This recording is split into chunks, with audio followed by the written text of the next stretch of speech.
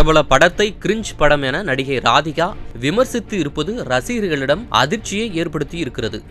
தமிழ் சினிமாவில் முன்னணி நடிகையாக ஒரு காலகட்டத்தில் ஜொலித்தவர் நடிகை ராதிகா. கிழக்கே போகும் ரயில் படத்தின் மூலம் சினிமாவுக்குள் அறிமுகமாகி தனது திறமையால் உச்ச நட்சத்திரமாக சினிமாவில் வலம் வந்தார். வெள்ளித்திரை நடிகை சின்னத்திரைக்கு வந்தால் மார்க்கெட் இறங்கிவிடும் என்று இருந்த மாயையை உடைத்து சின்னத்திரையில் சித்தி, அண்ணாமலை போன்ற வெற்றி தொடர்களை கொடுத்தார். தற்போது வெள்ளித்திரையில் நடிக்கும் அளவிற்கு சின்னத்திரையிலும் சீரியல்களில் நடித்து வருகிறார் ராதிகா. இந்த நிலையில் இவர் சமூக வலைதள பக்கங்களில் குறிப்பிட்ட படத்தை தாக்கி பதிவிட்டு இருக்கும் கருத்து ரசிகர்களை கடும் அதிர்ச்சி அடைய வைத்திருக்கிறது. அந்த பதிவில் ஒரு படம் பார்க்கிற போது யாருக்காவது கிரிஞ்சா தோணி இருக்கா, இந்த படத்தை பார்க்கிற போது வாமிட் வருகிற அளவு கோபம் வருவதாக கூறியிருந்தார். இது எந்த படமாக இருக்கும் என ரசிகர்களிடம் பெரும் குழப்பமும் அதிர்ச்சியும் ஏற்பட்டிருந்தது.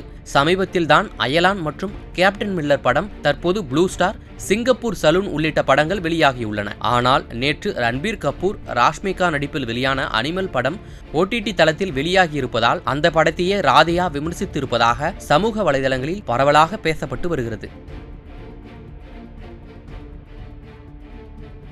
செய்திகளை உள்ளது உள்ளபடி தெரிந்து கொள்ள ரெஃப்ளெக்ட் நியூஸை சப்ஸ்கிரைப் பண்ணுங்க.